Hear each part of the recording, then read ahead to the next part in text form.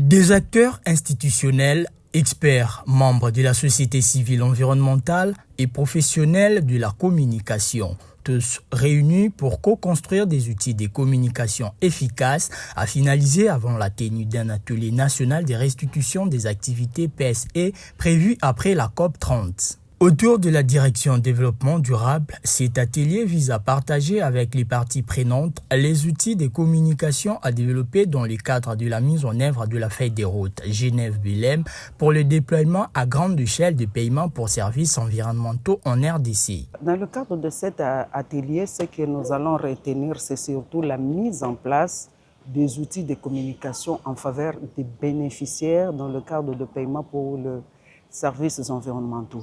Ils en ont besoin pour être au courant du processus de paiement, comment ça s'effectue au niveau national. Comme étant les bénéficiaires, ils doivent connaître tout ce qui se passe dans le projet, connaître toutes les informations, comment ils vont bénéficier de l'argent, comment ils peuvent même postuler dans un projet pour bénéficier d'un financement. Donc ce sont les processus par lequel nous passons par la communication pour informer à nos communautés locales, à nos populations nationales pour qu'ils puissent en bénéficier. Dans son intervention, la directrice Danieli Mitonga a mis un accent particulier sur la transparence pour éviter tout abus. Pour qu'il n'y ait pas des abus, surtout en faveur de bénéficiaires, c'est très important de les expliquer le processus et également la mise en œuvre du projet PSE au niveau national. Il faut qu'ils détiennent une concession ou bien une zone là où ils vont effectuer leur reboisement, leur conservation ou bien leur plantation, leur afforestation ou bien leur plantation d'arbres. Donc, il faut qu'ils en détiennent eux-mêmes en tant que communauté locale.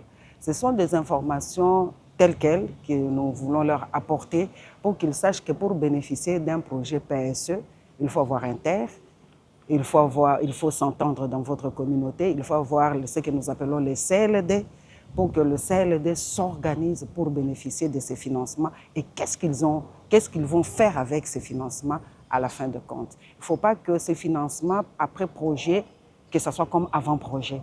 Non, il faut qu'il y ait un changement. Après projet, il faut qu'il y ait un changement. Comment les communautés peuvent pérenniser ces projets à leur niveau ou à la base. Expert chez VVF, Dr Laurent Tenga a partagé ses 20 ans d'expérience en matière de paiement pour services environnementaux et climatiques. Ça fait une vingtaine d'années que nous travaillons dans le domaine de PSE. Donc, nous avons présenté un peu nos expériences pilotes.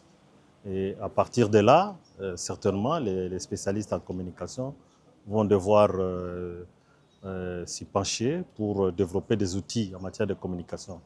Mais en ce qui nous concerne, nous avons donné,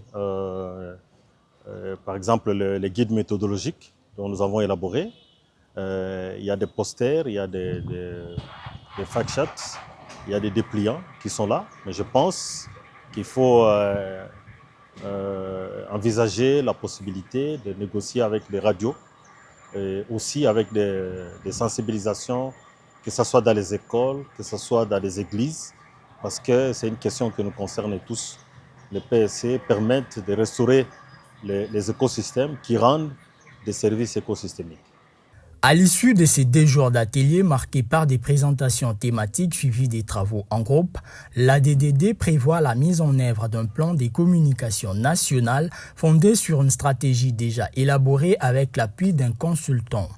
Cette phase opérationnelle visera à renforcer la sensibilisation auprès des communautés locales et des peuples autochtones.